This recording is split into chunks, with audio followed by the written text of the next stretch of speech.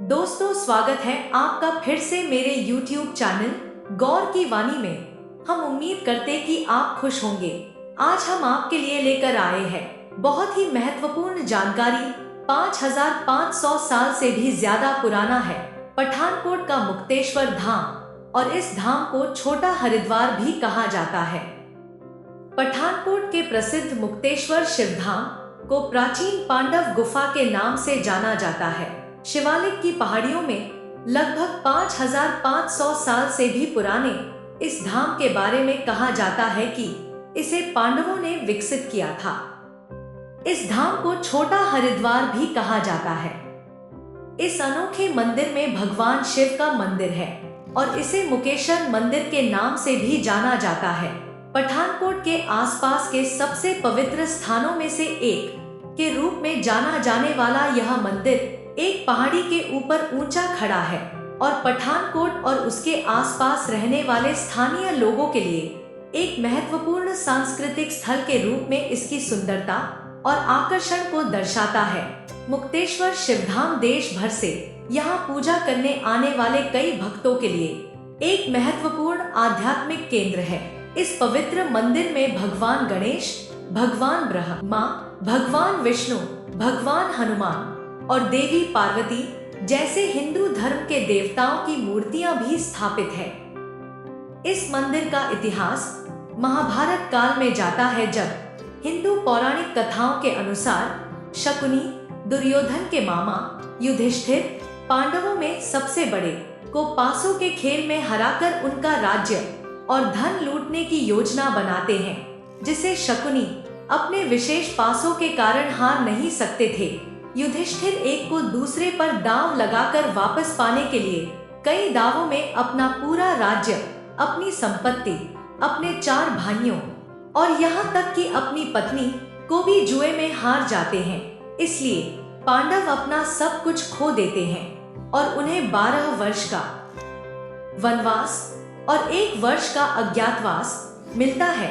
कहा जाता है कि यह मंदिर 5500 साल पुराना है, जहां पांडव अपनी पत्नी द्रौपदी के साथ अज्ञातवास के दौरान निवास करते थे और उन्होंने रावी नदी के तट पर पहाड़ी की चोटी पर 4 गुफाएं और एक भगवान शिव मंदिर का निर्माण कराया था। यह मंदिर और गुफाएं इस क्षेत्र में और इसके आसपास रहने वाले कई स्थानीय लोगों के जीवन में एक महत्वपूर्ण सांस्कृतिक, धार्मिक और आध्यात्मिक मूल्य रखती हैं। ये गुफाएं महाभारत के समय की हैं और पांडवों के लिए घर के रूप में काम करती थीं, जब उन्होंने अपने वनवास के दौरान विश्राम और आश्रय लिया था। उनके द्वारा बनाया गया हवन कुंड आज भी मंदिर में मौजूद है। सड़क के किनारे पुरातत्व विभाग की तरफ से बोर्ड लगा है।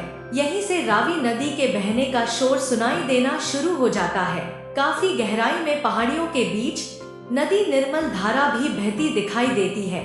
164 सीढ़ियां उतरने के बाद मंदिर परिसर में पहुंच जाएंगे, जहां महाभारत काल की गवाह 4 गुफाएं हैं। नीचे 2 गुफाओं में से एक बड़ी गुफा में मंदिर, द्रौपदी की रसोई, परिवार मिलन कक्ष आज भी है। बाकी 3 गुफाएं थोड़ा ऊंचाई पर हैं। इनमें से एक में अंगरक्षक सहायक तेली को रात में जगाते रहने के लिए कोहलू लगाया गया था। एक गुफा द्रौपदी के लिए आरक्षित थी और चौथी में दूध और भोजन भंडारण किया जाता था।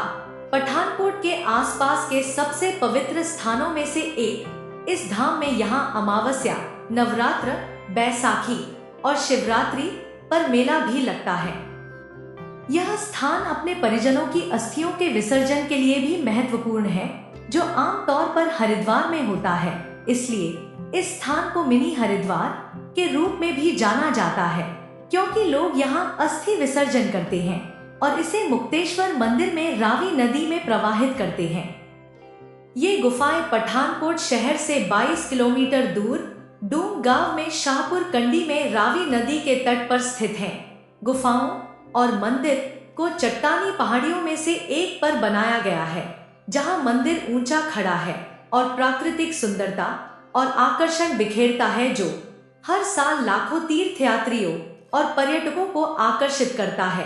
मुक्तेश्वर मंदिर में एक सफेद संगमरमर का शिवलिंग है जिसमें तांबे की योनि है और यह भगवान ब्रह्मा, भगवान विष्णु, देवी पार्वती, भगवान हनुमान और भगवान गणेश की मूर्तियों से घिरा हुआ है।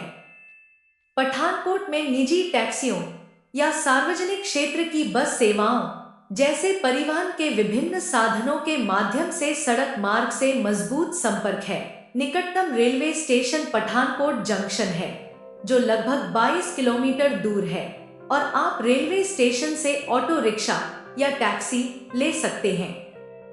पठानकोट में मुक्तेश्वर मंदिर निश्चित रूप से इस जगह की प्राकृतिक सुंदरता और आकर्षण का अनुभव करने के लिए गर्मियों की छुट्टियों में अपने परिवार के साथ घूमने लायक है। पहाड़ी की चोटी पर स्थित इस मंदिर में शांति और अच्छे वाइब्स का आनंद लें और पठानकोट और रावी नदी के लुभावने इलाके से घिरे रहें।